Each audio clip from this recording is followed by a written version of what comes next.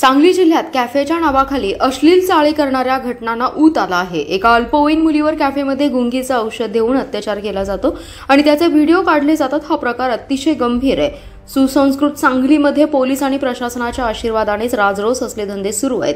अवैध धंद्यांवर पोलिसांचा वचक राहिला नाही। पोलीस हप्ते घेत असल्यानेच कारवाई होत असल्याचा आरोप करत शहरासह जिल्ह्यातील गल्लीबोळात सुरू झालेली कॅफे संस्कृती तातडीने थांबवा, त्यांच्यावर कारवाई करा, अन्यथा रस्त्यावर उतरून तीव्र आंदोलन करू असा इशारा ज्येष्ठ आमदार अरुणांना लाड यांनी दिलाय। ते आज सांगलीत पत्रकारांशी बोलत होते। यावेळी बोलताना आमदार अरुणांना लाड म्हणाले, सांगली जिल्ह्यात कॅफेच्या नावाखाली भयंकर प्रकार सुरू आहे। अल्पवयीन मुलींना आमिष दाखवून त्यांना कॅफेमध्ये घेऊन जात गैरप्रकार केले जात आहेत। सांगलीतील एका कॅफेत बलात्कार झाला, त्याचा व्हिडिओ काढण्यात आला। हे कशामुळे? पोलिसांचा धाक राहिला नाही। त्यांचे पैसे खाल्ले तर कारवाई कशी होणार? ते मोकाट सुटणारच।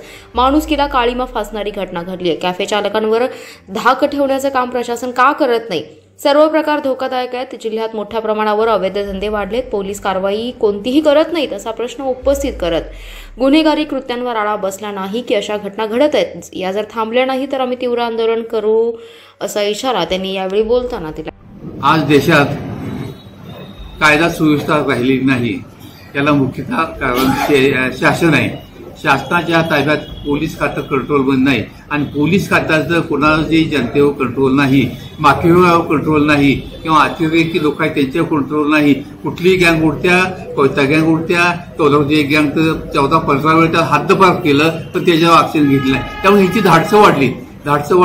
आज मुली आमची खेडूवाडीची मुली सुद्धा जिल्ह्याच्या ठिकाणी येत आहेत, त्यांना तिथं अभ्यासाला येत आहेत, जे अभ्यास पुढच्या अभ्यासासाठी पडत आहेत, बसतायत, धडपडतायत आणि त्यात अशी हल्ला ही मुलं अल्पवयीन आहे। त्यामुळं त्यांच्याकडे एखादा असा कोणतं गळाला लावतोय आणि कॅफेमध्ये त्याच्यावर बलात्कार झाला, अशा अनेक घटना घडायला लागले।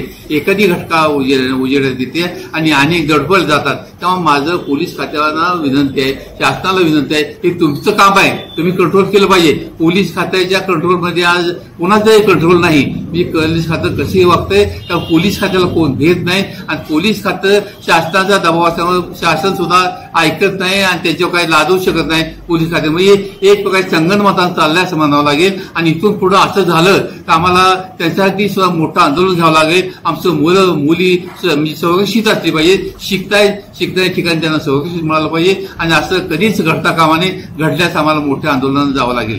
नाही, पोलीस खात्याच ताब्यात नाही, पोलीस खात्याच्या ताब्यात जनता नाही आणि जे अतिरेकी आहेत त्यांच्या खात्याच्या ताब्यात नाहीत। त्यांना इतक्या सवलत देत आहेत का तर ते काय वाटत ते त्यांना देत आहेत, खात्याला देत आहेत, शासनाला देत आहेत। त्यामुळे त्यांचं सगळं चाललेलं आहे, जनतेचं काहीच चाललेलं नाही, पोलिसांचं काहीच चाललेलं नाही आणि शासनाचंही काही चाललेलं नाही। त्यामुळे हे थांबलं पाहिजे अशा सगळ्या जनतेची आणि आमची सुद्धा मागणी आहे, नाहीतर त्यासाठी मोठे आंदोलन आम्हाला जावं लागेल।